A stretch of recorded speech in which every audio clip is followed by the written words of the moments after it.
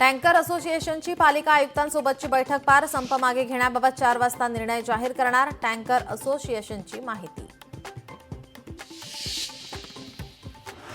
मुंबईतील खासगी टँकरसह विहिरी आणि बोरवेल बीएमसी ताब्यात घेणार. टँकरच्या संपावर तोडगा काढण्यासाठी बीएमसीकडून आपत्कालीन कायद्याअंतर्गत कारवाई.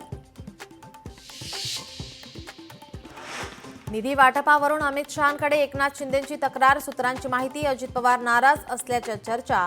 चैत्यभूमीवर शिंदे अजित पवार एकमेकांशी बोलले नाही. राजकीय वर्तुळात चर्चांना उधाण.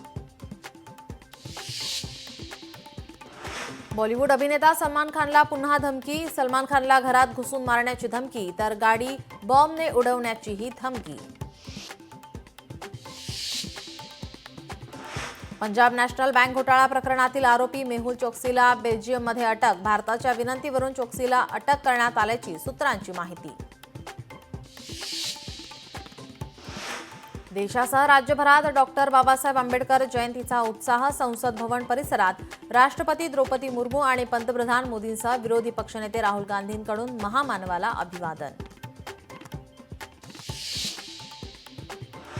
डॉक्टर बाबासाहेब आंबेडकरांच्या 134व्या जयंतीचा जगभरात उत्साह. नागपूरच्या दीक्षाभूमीवर आणि दादरच्या चैत्यभूमीवर अनुयायांची गर्दी. राज्यपालांसह मुख्यमंत्री आणि दोन्ही उपमुख्यमंत्र्यांकडून अभिवादन.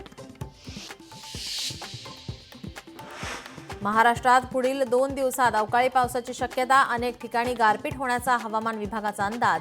विदर्भात उष्णतेची लाट कायम. इतिहासात पहिल्यांदाच पंढरपूर ते लंडन विठू माऊलीची दिंडी. 22 देशातून प्रवास करत विठ्ठलाच्या पादुका पोहोचणार लंडनमध्ये.